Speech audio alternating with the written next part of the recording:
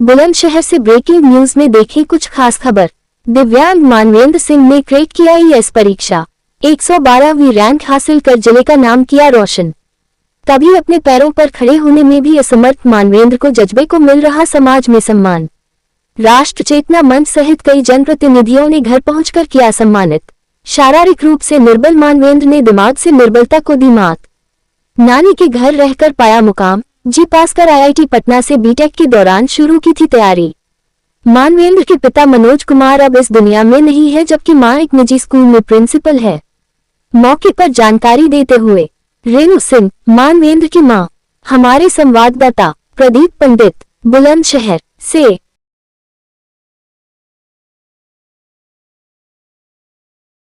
Sir, इनका पहला जो था वो उसमें मेन चीज ये थी कि इनका राइटिंग सबसे बड़ा चैलेंज था। जी हाँ, क्योंकि सबसे बड़ी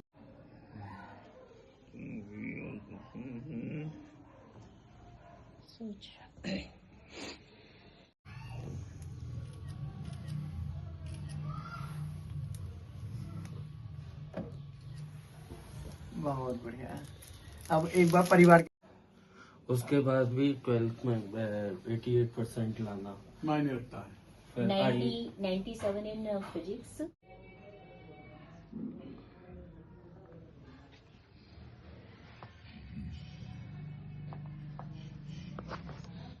करता मंगल करता सर्वबाधा विघ्न मुक्तो धनधान सुकान मन प्रसादे न संशया। ओम स्वस्ति न इंद्रो तिलकंते धर्म कार्य दीर्घायु भो चिरंजीवी भो। मंगलम भगवान विष्णु मंगलम गाढ़ मंगलम पुंडरीक्षाय मंगलाय तन्नो हरि। ओम तिलकंते धर्म कार्य सर्वभूम शांति सामः शांति रेधि शुभ शांतिर्भवतु। ओम गणनान्त्वा गणपत गंगवामहे प्रियनान्त्वा प्रियपते गंग। हरि ओम महागण ओम विद्याम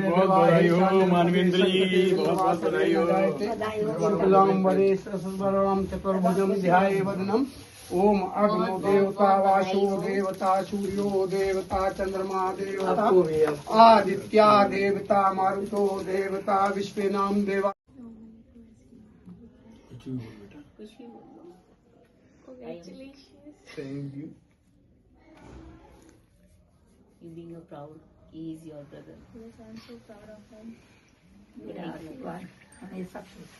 मन कैसा लग रहा है परिवार के साथ खुशियां मना? बहुत अच्छा। बहुत बढ़िया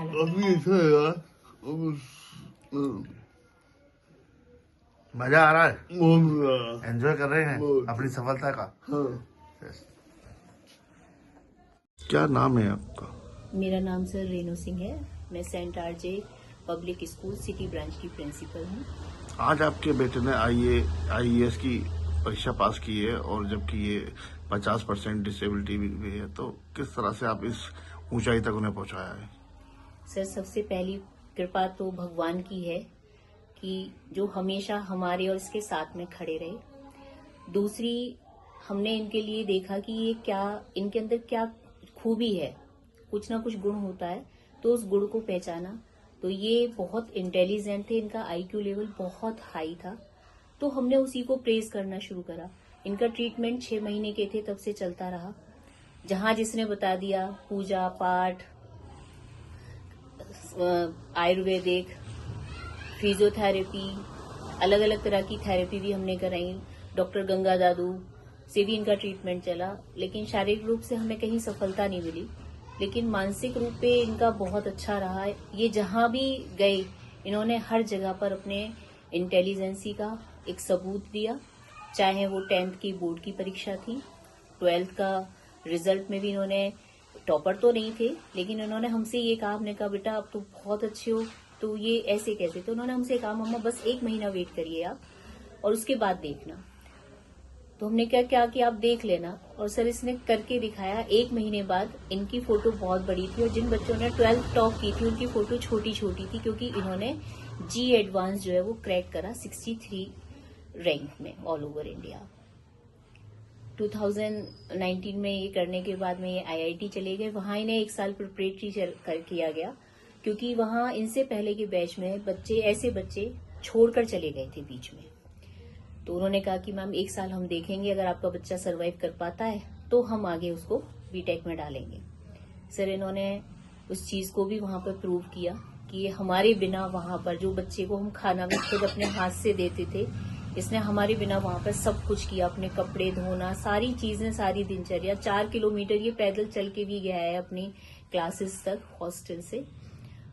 फिर इन्होंने वहीं पर जो साइकिल ये कभी नहीं चला पाए, वहां जाकर इन्होंने साइकिल चलाना भी सीख लिया। तो ये भी अपने बात आप में, क्योंकि जो इस बच्चा अपना बैलेंस नहीं बना पा रहा है वो साइकिल पे बैलेंस बना जाए, ये भी अपने आप में बहुत बड़ी वो है। वहां पे भी अच्छे स्कोरर रहे हैं सर, अपने उसमें बैच के टॉप 10 में रहे हैं। और वहां के साथ साथ इन्होंने अपने इसका IAS का UPSC की परीक्षा का सफर जो है वो अपने लास्ट ईयर में शुरू कर दिया था। फिर 2024 में इन्होंने बीटेक कंप्लीट करी और साथ ही साथ में यहाँ पर तैयारी शुरू करी और आज 2025 में ये एक IAS ऑफिसर है। सर मेरी इसका श्रेय, आपका श्रेय जो इनमें कौन सहयोग रहेगा इनकी पूरी सफलता के सर पहली तो भगवान की कृपा, दूसरे मेरे माता पिता ने जो इनको फिजिकली खड़ा किया है वो सारा का सारा क्रेडिट मैं अपने माता पिता को देना चाहूंगी। मेरे फादर 70 साल की उम्र में भी, क्योंकि मैं यहाँ ट्यूशन पढ़ाती थी, क्योंकि देखिए सर मनी की जरूरत सबको होती है, एक अच्छा खासा अमाउंट चाहिए होता है बच्चों को पढ़ाने के लिए। मेरे फादर इनको ट्यूशन लेके जाते थे, छोड़ के आते थे, वहां ठंड में, ऐसी कड़ाके की ठंड में भी वो चाहे 2-2 कोट पहन के वहां खड़े रहते थे। लेकिन आज वो जहां भी होंगे मतलब बहुत खुश हो रहे होंगे, बहुत किया है उन्होंने।